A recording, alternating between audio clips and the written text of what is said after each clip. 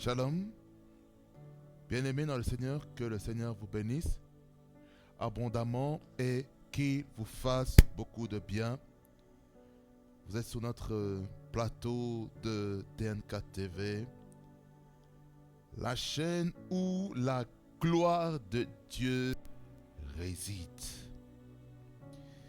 Si c'est votre première fois cette chaîne YouTube, je vous en prie de vous abonner et d'activer la cloche de notification afin d'avoir nos nouvelles lorsque nous postons des vidéos sur cette chaîne YouTube. Amen. Nous prions pour remettre la parole de Dieu entre ses mains, afin que sa grâce soit sur nous comme nous comptons sur lui. Nous prions. Seigneur Jésus, merci parce que tu es Dieu. Merci toi, le roi des rois, le Seigneur des seigneurs, le Dieu qui nous donne la force de frapper à la porte du ciel, et je te rends toute la gloire, l'honneur, la puissance. Toi qui es capable de faire des choses nouvelles dans nos vies, dans nos destinées, parce que nul n'est comme toi, nul ne fait des miracles comme toi tu fais. C'est pourquoi, Seigneur Jésus, je prie que tu sanctifies, que tu purifies ta parole. Ouais, le prédicateur, afin qu'il communique ta parole comme il se doit. Donne-lui la force qu'il faut, la vigueur qu'il faut, afin qu'il libère la parole de Dieu dignement. Au nom de Jésus-Christ, que j'ai ainsi prié. Amen, amen, amen. Nous allons lire 1 Corinthiens 12, verset 4 jusqu'au verset 11. Nous lisons la parole, nous lisons. Il y a diversité de dons, mais le même esprit. Diversité de ministères, mais le même Seigneur. Diversité d'opérations, mais le même Dieu qui opère tout en tous. Or, à chacun, la manifestation de l'esprit est donnée pour l'utilité commune. En effet, à l'un est donné par l'esprit une parole de sagesse, à un autre une parole de connaissance selon le même esprit, à un autre la foi par le même esprit, à un autre le don des guérisons par le même esprit, à un autre le don d'opérer des miracles, à un autre la prophétie, à un autre le discernement des esprits, à un autre la diversité des langues, à un autre l'interprétation des langues. Un seul et même esprit opère toutes ces choses, les distribuant à chacun en particulier comme il veut. Amen, amen, amen, amen, amen. Nous continuons notre série. Comprendre les dons spirituels, ça c'est le sous-thème du thème général. Bien aimé Seigneur, nous avons pu voir actuellement 3 dons spirituels. Nous avons vu le don de parole, de connaissance, qui nous permettait de connaître divinement, surnaturellement, le passé et le présent d'une personne. On a vu le cas avec Nathanaël et le cas avec la femme samaritaine. Ensuite, deuxièmement, on a vu le don de parole de sagesse, qui a la capacité de donner des solutions, trancher une affaire qui est complexe et qui doit être faite selon la volonté parfaite de Dieu. On l'a vu avec 2 exemples concrets. On a vu l'exemple avec Joseph, dans lequel il a pu interpréter le songe du pharaon et qu'il avait donné les solutions qu'il fallait suivre. Donc là, c'était les paroles de sagesse qui étaient mises en exergue. Amen. Et le deuxième exemple qu'on avait donné ici, c'était lorsque le roi Salomon devait juger une affaire très délicate qui concerne un enfant vivant, dans laquelle il y avait 2 femmes qui se disputaient pour l'enfant. Et la finalité, c'est que pour trancher l'affaire, il fallait qu'on amène l'épée et qu'on tue, qu'on sépare l'enfant en 2, afin de donner à chaque femme la moitié. Mais celle qui l'avait enfanté a senti les douleurs et le roi Salomon a dit, celle qui a eu les douleurs de l'enfantement, celle qui a manifesté, qui a vibré à l'intérieur, ça c'est mon commentaire personnel, on va lui donner cet enfant. Et lorsque cette affaire a été tranchée, et ça s'est répandu dans toute la ville, dans toute la nation, de la sagesse que Salomon avait pour trancher cette affaire-là. Troisièmement, on a vu le don de discernement des esprits qui nous permettait de discerner les imitations sataniques, diaboliques et maléfiques, que ce soit dans l'opération des dons spirituels comme le don de parole de connaissance, le don de parole de sagesse, la prophétie, que ce soit au niveau de la prédication. Ça nous permet de discerner le faux. Ici, je vous ai donné deux exemples. L'exemple de l'esprit de Python, l'esprit des divinations, dans Actes 16, versets 16 à 18. Et le deuxième exemple, c'était l'exemple dans Actes des Apôtres, toujours le chapitre 5, verset 1er jusqu'au verset 10, ou même 11, qui nous parle de la mort de Ananias et de Saphira, parce que tous les deux avaient menti au Saint-Esprit pour la vente de leur parcelle, de leur terrain. Parce qu'ils avaient vendu la totalité, mais ils avaient retenu une partie à la maison, et ils ont donné aux pieds des apôtres, l'apôtre Pierre en l'occurrence. Et l'apôtre Pierre a eu un discernement en disant que ça, c'est pas l'entièreté de la somme, mais c'est partiel. Si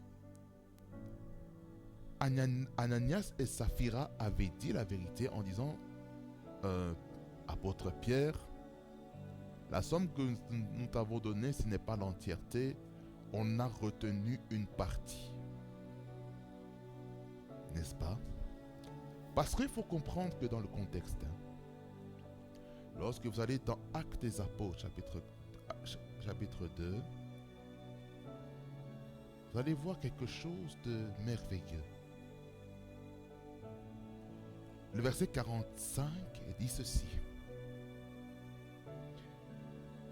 Ils vendaient leurs propriétés et leurs biens et ils en partageaient le produit entre tous selon les besoins de chacun.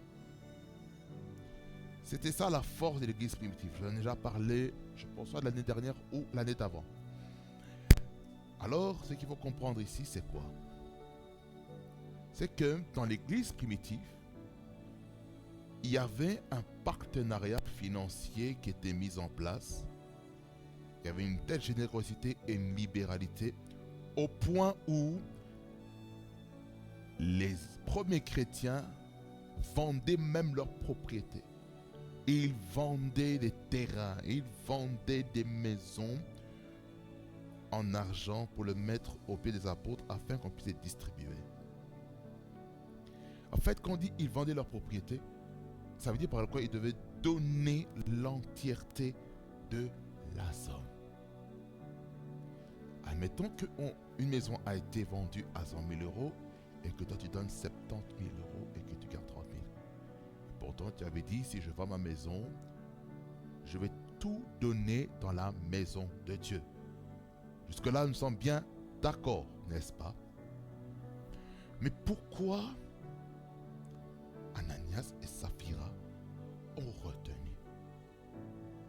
Peut-être ils se disaient, on a besoin de cet argent pour investir encore. On ne peut pas donner comme ça d'un coup et on a les mains vides. Ça, c'était dans l'église primitive. Maintenant, qu'en est-il? Qu'en est-il à l'heure d'aujourd'hui? En cette église finitive, cette église-là qui va terminer la boucle lorsque Jésus-Christ reviendra une seconde fois. Venez nous chercher, premièrement pour aller aux noces de l'agneau pendant 7 ans, afin de revenir sur la terre pour régner avec lui. lors du millénium. Ça, je vais parler dans l'eschatologie. Ça, on se voit au mois de septembre pour parler de l'eschatologie.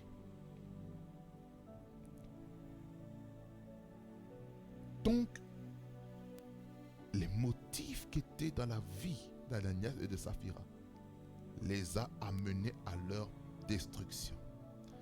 Ça les a amenés dans la mort. C'est pourquoi nous devons faire très attention en tant qu'enfants de Dieu par rapport aux motifs pour lesquels nous donnons dans la maison de Dieu. Quelqu'un dit Amen fort et puissant là où est-ce qu'il est. C'est pourquoi nous devons faire très attention. Discernement des esprits. Ça a attiré quoi la mort sur un couple dans l'église primitive? Quel est le motif qu'il y a dans votre cœur? C'est ça le plus important.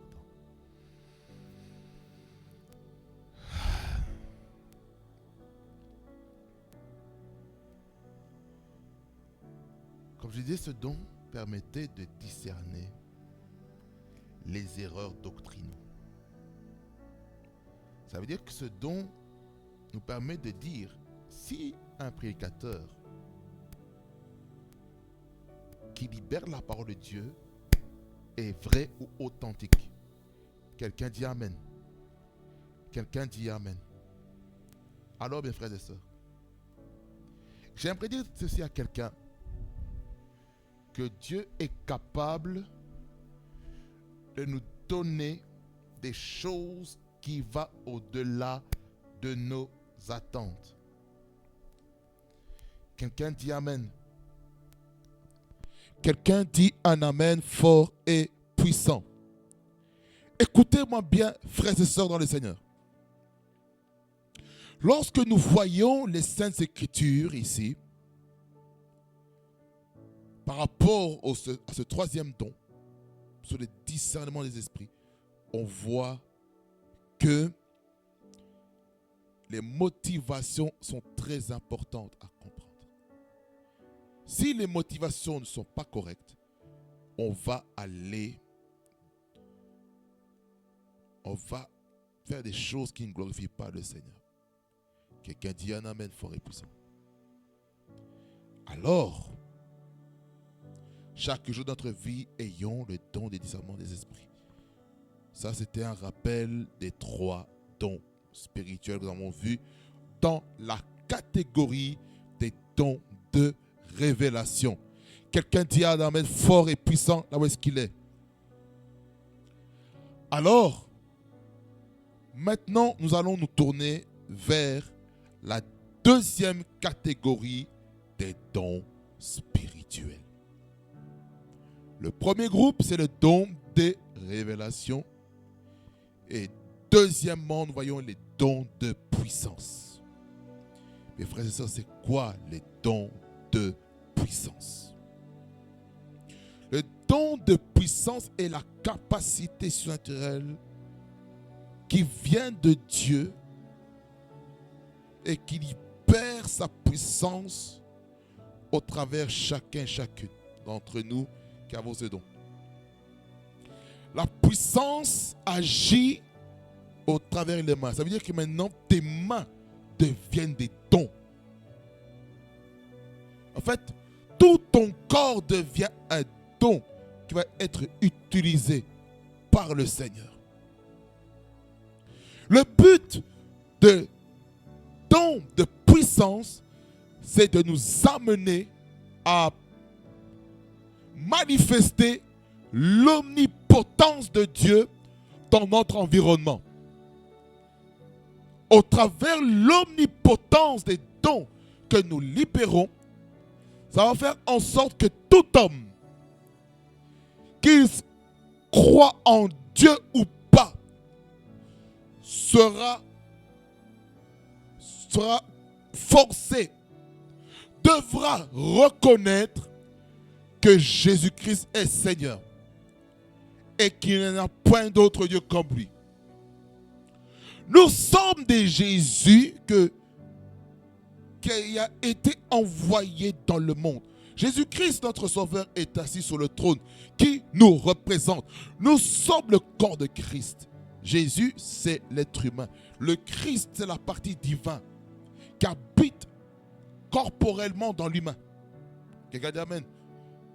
Alors, le don de puissance, il y a 3 dons.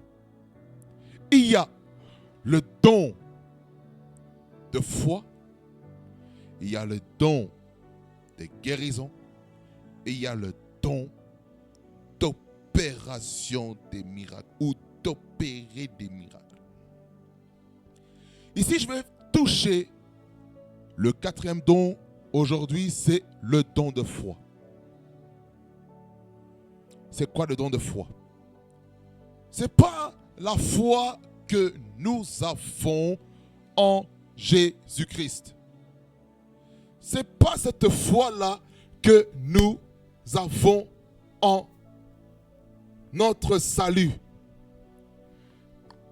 Mais la foi que nous avons, c'est la foi dans la persévérance, selon les commentateurs.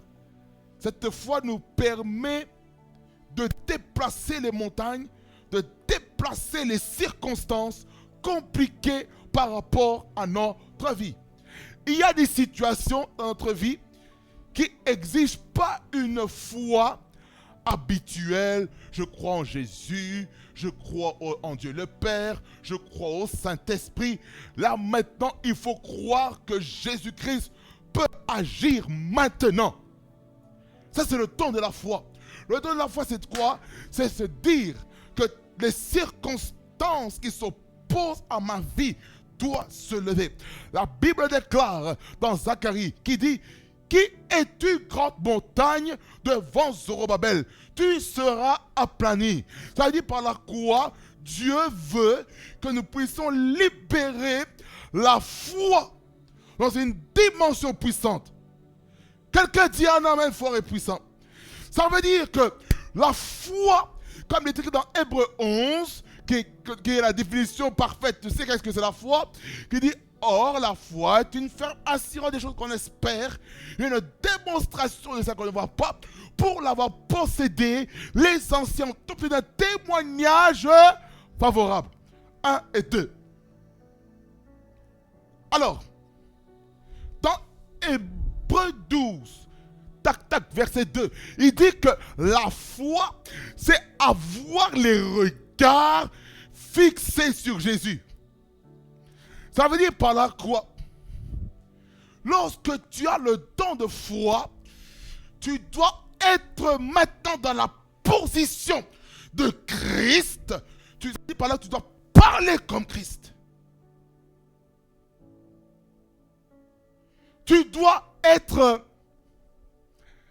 cet homme qui dit Makata Rebosheka, que rien n'est impossible à celui qui croit. Et tout est possible à celui qui croit.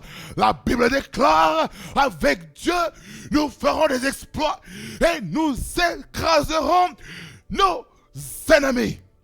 Ça veut dire ceci: lorsque nous avons le don de foi, nous sommes capables de défier même la nature, même les lois établies. Ça veut dire par là quoi? Il peut y avoir des oppositions devant toi, mais toi, par le don de la foi, tu peux défier en disant: toi, tu veux me bloquer aujourd'hui, mais moi, je déclare, au nom de Jésus-Christ, je vais percer, je vais aller de l'autre côté. Je vais franchir de l'autre bord. Ça veut dire ceci: lorsque tu as le don de la foi, ça doit t'amener maintenant dans une dimension de démonstration. Écoutez-moi bien. My God. Qu'est-ce que mon ami Jacques dit? Mon ami Jacques me dit ceci. Dans Jacques, Jacques 2, à partir du verset 14. Qu'est-ce qu'il dit par rapport à la foi démonstrative? Il dit: mes frères, que sert-il à quelqu'un de dire qu'il a la foi s'il n'a pas des œuvres? Lord dit Christo Brave. Cet homme peut-elle le sauver si un frère ou une sœur sont nus et manquent de la nourriture de chaque jour. Et que l'un d'entre vous leur dise, allez en paix, sauvez-vous et rassasiez-vous. Et que vous ne leur donniez pas ce qui est nécessaire au corps. À quoi cela sert-il? Verset 17. Il en est ainsi de la foi. Si elle n'est pas, si elle n'a pas les œuvres, elle est morte en elle-même. Mais quelqu'un dira, toi tu as la foi et moi j'ai les œuvres. Montre-moi ta foi sans les œuvres et moi je te montre la foi par mes œuvres.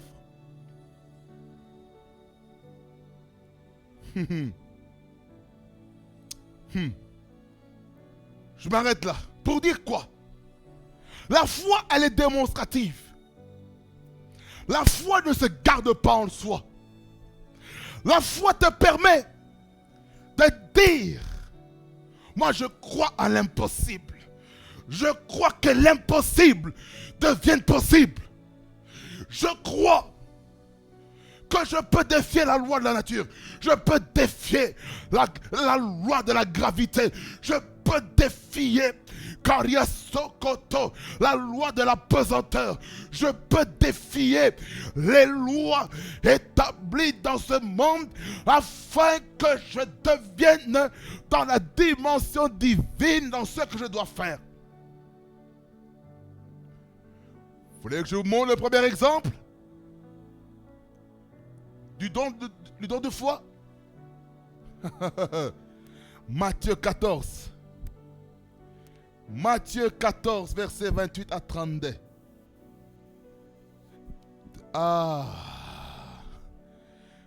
Je vais vous expliquer le contexte après.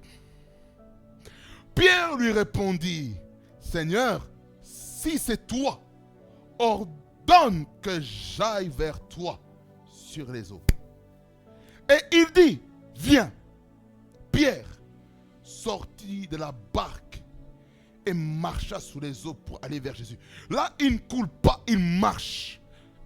Il marche. Donc, la force de gravité est suspendue. Et il marche sous les eaux, sans bateau, comme Jésus. Mais, verset 30. Mais voyant que le vent était fort, il eut peur. Et comme il commença à s'enfoncer, il s'écria, Seigneur, sauve-moi. Verset 31-32.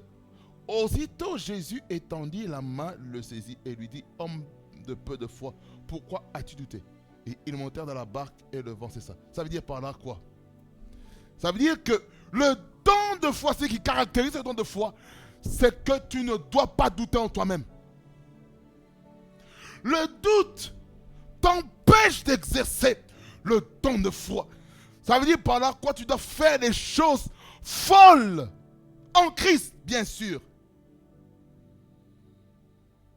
Les choses folles. Ici, le contexte c'est quoi? C'est que Jésus-Christ, il est en train de marcher sur les eaux pendant que les disciples étaient dans la barque. Dans la tempête, Jésus-Christ marche sous les eaux. Et Simon Pierre qui dit, si c'est vraiment toi, si c'est toi Jésus, ordonne que je vienne. C'est-à-dire que là, Simon Pierre, il a défié Jésus.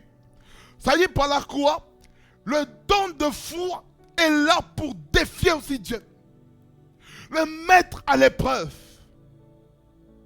Le don de foi.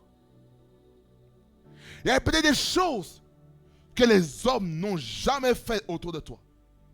Mais le don de foi va te permettre maintenant de faire des choses que naturellement tu n'es pas capable de faire. Ça veut dire par là quoi? Le don de foi, c'est un don qui va faire en sorte que les hommes charnels vont dire que vous êtes fou, que tu es fou, tu délires, tu es loco. N'est-ce pas? Pourquoi? Parce que tu démontres la foi. La foi afin de marcher sur les eaux. Tu marches sur les eaux. écoutez-moi bien, écoutez attentivement. Tant que Simon-Pierre était focalisé sur Jésus, pendant qu'il marchait, il n'allait pas couler. Il marche, le regard sur Jésus. Ça confirme Hébreux 12, qui dit que la foi, ça va les regards fixés sur Jésus. C'est-à-dire que le nom de foi, tu regardes Jésus. Jésus, Jésus, Jésus. Maintenant, mon frère, ma soeur, si tu as les regards hors Jésus, tu regardes à tes problèmes. Jésus est là. Oh, les dettes. Oh, tête. Jésus, reviens, viens. Il te relève. Tu n'as pas de foi. Tu regardes à droite. Oh, maladie. Oh, instabilité financière. Non, ne regarde pas ça. Non. Regarde Jésus. Il y a des difficultés devant toi. Je l'accepte, c'est vrai. C'est une réalité. Mais ce n'est pas la vérité. Ça veut dire par là quoi? Les réalités, c'est le vent. Tout ce qui est autour qui t'empêche de voir Jésus, ce sont ces choses-là que tu dois suspendre dans ton subconscient, dans les voies de Dieu. Tu vas dire, Seigneur, je viens vers toi. J'ose. Je fais le pas de la foi. Je vais. Quelqu'un, peut-être, tu dis dans ta prière, Seigneur Jésus, si tu es réellement avec moi, donne-moi la force d'entreprendre, d'ouvrir une société. Ok. Maintenant, les eaux là, c'est quoi? C'est le projet d'entreprendre. Ok? Maintenant, Jésus est devant toi. Maintenant, tu marches.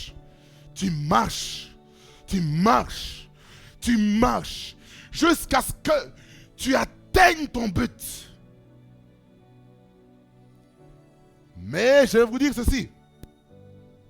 Pendant que tu as marché sur les eaux de l'entrepreneuriat, sache une chose, il y aura des vents contraires autour de toi qui vont te décourager. Oh non, tu crois que tu vas réussir. Tu as regardé là, tu fais quoi? Tu coules. Froum. Pourquoi? Parce que tu as écouté la mauvaise voix. La bonne voix que tu as écoutée, c'est la voix de Jésus. La voix de Jésus te dit, viens vers moi. Je te dis, viens vers moi. Tu vas entreprendre en Jésus. Jésus te dit, viens, entreprends en moi.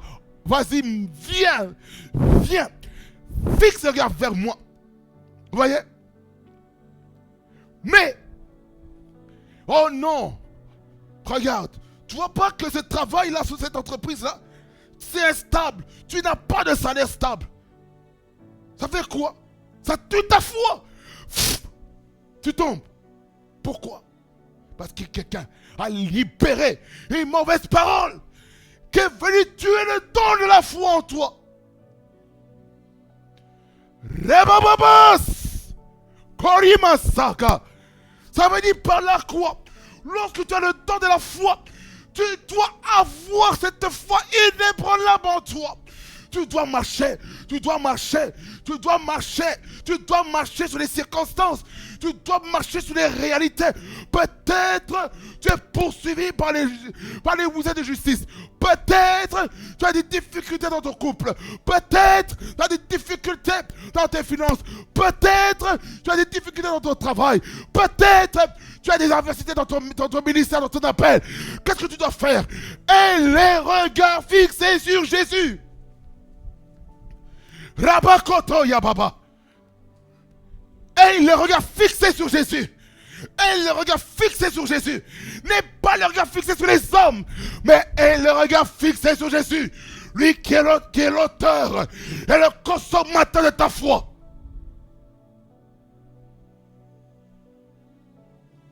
Notre regard n'est pas sur les hommes, je sens l'onction de Dieu.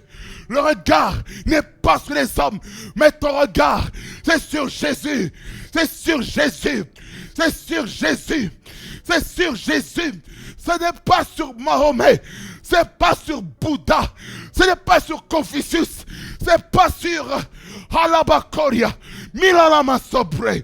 Ni Krutu Wadababa. ce n'est pas sur Moïse, mais tu dois avoir le regard fixé sur Jésus. Et le regard fixé sur Jésus. Jésus, Jésus, Jésus, Jésus, Jésus, et uniquement Jésus.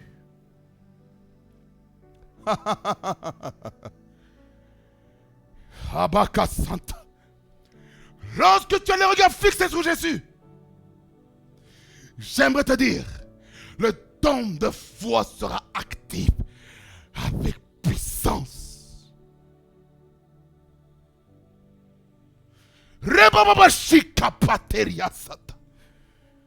Le don de foi, mon frère. Le don de foi, ma soeur. Le don de foi, homme de Dieu. Le don de foi, femme de Dieu. Nous devons avoir le regard fixé sur Jésus. Est-ce que quelqu'un saisit ma pensée en cet instant? Est-ce que quelqu'un est-ce que quelqu'un saisit ma pensée ce soir ou en ce matin? Peu importe l'heure que vous tombez sur cette vidéo, est-ce que vous comprenez la pensée prophétique et apostolique que le Seigneur nous donne aujourd'hui? C'est avoir la foi en Jésus. C'est avoir la foi en Jésus, mes frères et sœurs. La foi, ce n'est pas sur des hommes. La foi, c'est sur Jésus. Aussi longtemps que tu as les regards fixés sur les hommes, aussi longtemps que tu as les regards fixés sur des problèmes, j'aimerais te dire, la foi ne sera pas active. La foi, le don de foi, ne pourra pas fonctionner parce que tu as les regards fixés sur tes problèmes, sur les obstacles. Il faut que, comme dans les 100 mètres, là où est-ce qu'il y a des obstacles devant toi, tu cours et tu sautes. Tu sautes au-dessus de la barrière de cet obstacle. Dans les 100 mètres, je ne sais pas combien, je pense que c'est tous les 10 mètres ou quoi. Il y a des obstacles. Tu sautes pour aller où? Jusqu'à la ligne d'arrivée. Chacun d'entre nous, nous faisons face aux obstacles. Mais ce ne sont pas les obstacles qui déterminent qui nous sommes en Christ.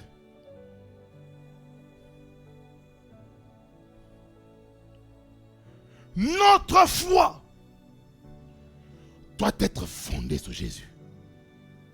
Je sens une onction très forte sur moi pour dire ceci à quelqu'un, que nous devons avoir la foi comme un grain de sénévé, afin de dire à cette montagne, lève-toi.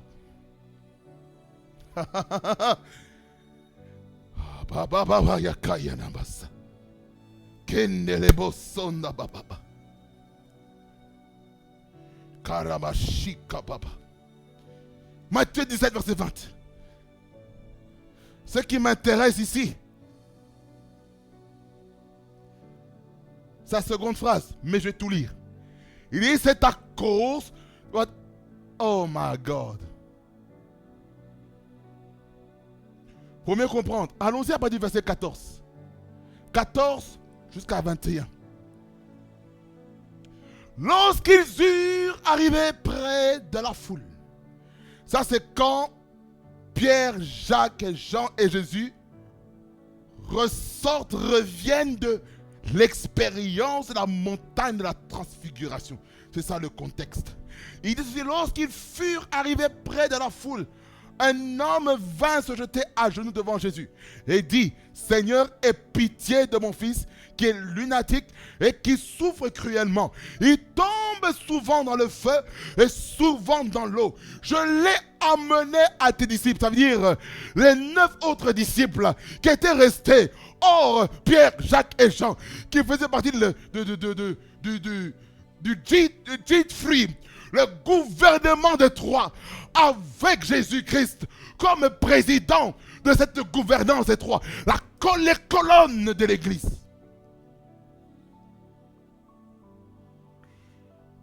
Je l'ai amené à tes disciples et ils n'ont pas pu les guérir. C'est pour dire ceci. On peut être disciple de son père spirituel, écoutez-moi attentivement, et ne pas arriver à manifester les œuvres de son père. Pourquoi? Jésus-Christ va répondre. Verset 17. Race incrédule et perverse, répondit Jésus. Je m'arrête là, ici. Non, je vais continuer jusqu'au verset. Je vais aller jusqu'à la fin du verset 17. Race incrédule et perverse, répondit Jésus. Jusqu'à quand serai-je avec vous? Jusqu'à quand vous supporterai-je? Amenez-le-moi ici. Hey. Imaginez-vous que votre pasteur, votre père spirituel vous parle comme ça.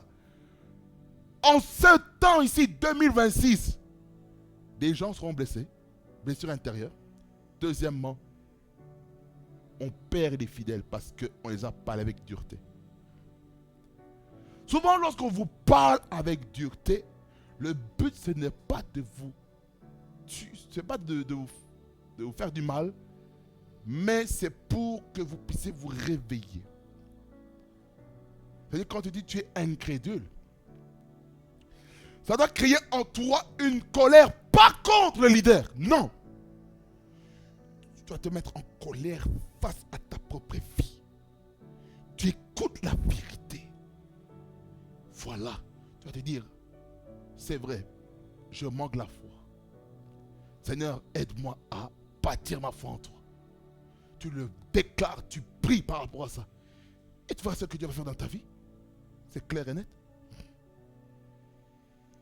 Ça veut dire ceci. À un moment donné, le père spirituel ou le maître a besoin qu'on lui accorde la paix. Ça veut dire par là quoi? Il faut que lorsque ton père spirituel ou le pasteur titulaire qui n'est pas là à l'église, que les membres de l'église, que ce soit diacre, diaconesse, pasteur assistant, pasteur associé, puissent libérer l'onction comme le père de la maison. Oui. Quelqu'un dit amen.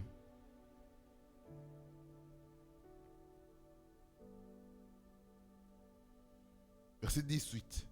Jésus parla sévèrement au démon qui sortit de lui et l'enfant fut guéri à l'heure même. Alors les disciples s'approchèrent de Jésus et lui dirent en particulier: pourquoi n'avons-nous pu chasser ce démon?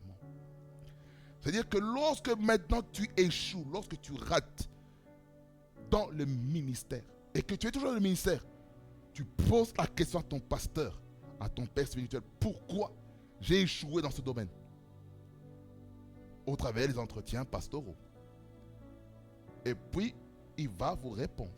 Verset 20, c'est à cause de votre incrédulité. Ça veut dire par là quoi? Tu ne crois pas. Tu es pessimiste. On a utilisé un langage plutôt terre à terre, un langage que tous les hommes comprennent.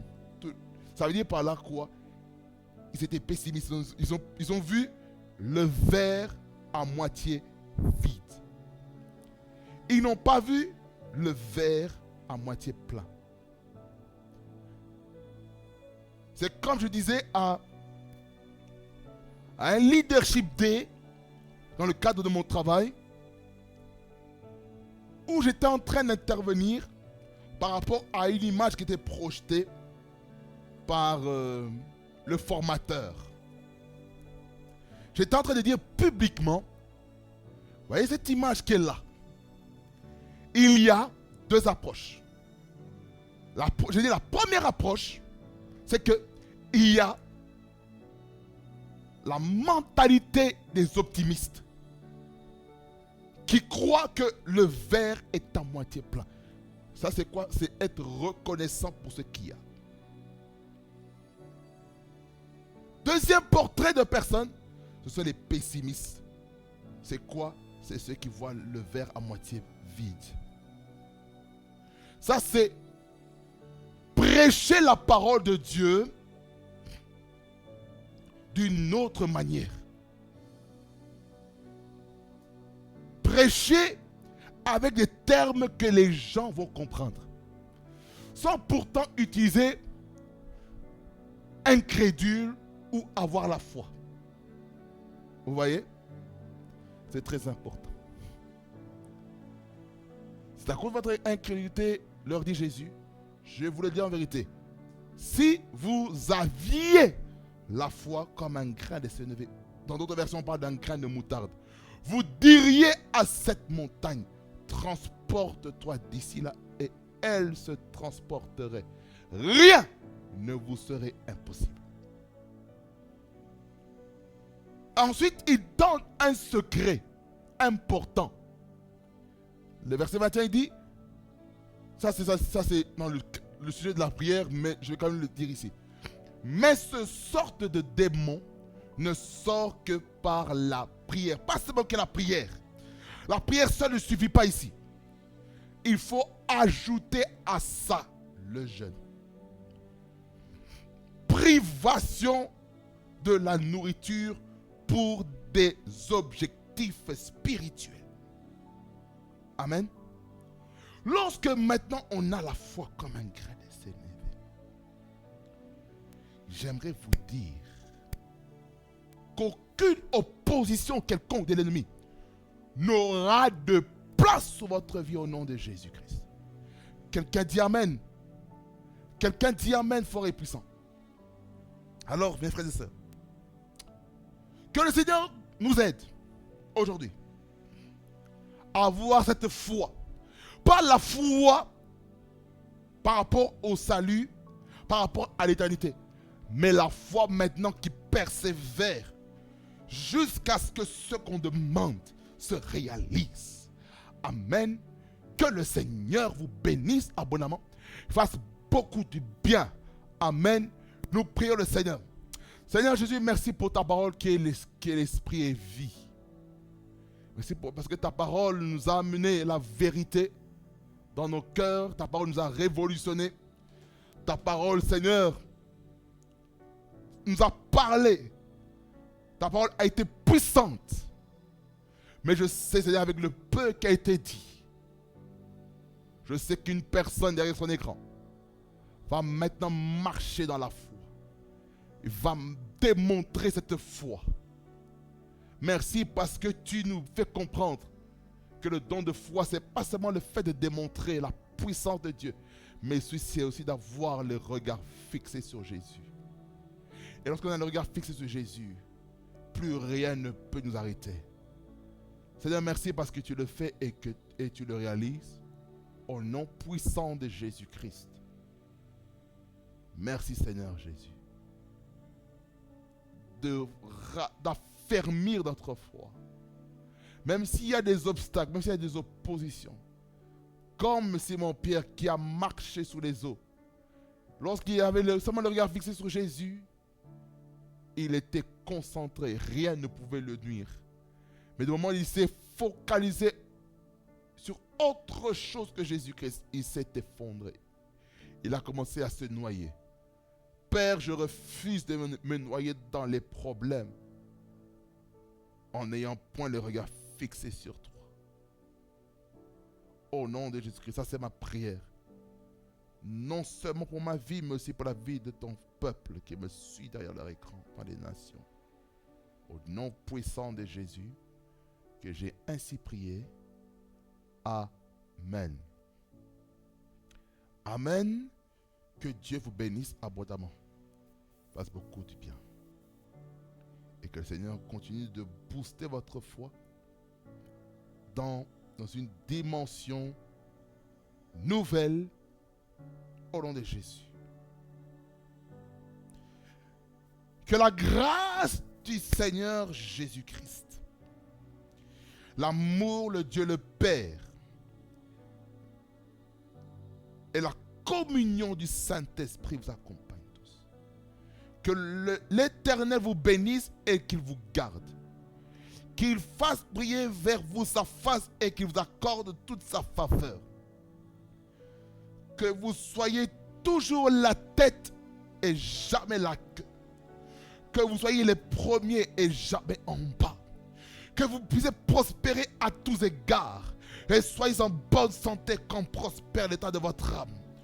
Je déclare qu'en ce moment, que vous marchiez avec le don de foi qui transporte les montagnes, qui aplanit les montagnes comme il est écrit dans ta parole, qui est une grande montagne devant Zorobabel, tu seras aplani. Que ce don de foi vous amène à croire aux choses que humainement parlant que c'est impossible. Mais avec Dieu tout est possible à celui qui croit. Que le Dieu de paix vous accorde la paix face aux circonstances difficiles, les oppositions de l'adversité qui peuvent venir vers vous au nom puissant de Jésus-Christ. Seigneur, merci parce que tu bénis ton peuple. Tu les amènes dans la gloire. Tu les amènes dans une onction nouvelle. Tu les amènes dans une dimension d'autorité, dans une dimension de foi inébranlable.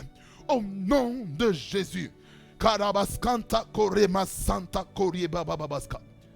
Seigneur, merci parce que tu le fais et tu le réalises dans la vie de ton peuple.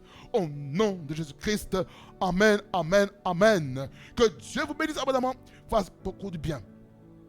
N'oubliez pas que la prière, ça marche. L'onction agit, la semence porte du fruit. Et vous êtes bien sur TNK TV, la chaîne où la gloire de Dieu réside. Soyez bénis au nom de Jésus-Christ de Nazareth. Et on se voit au prochain numéro pour parler sur les dons des guérissons. Amen. Soyez bénis au nom de Jésus-Christ.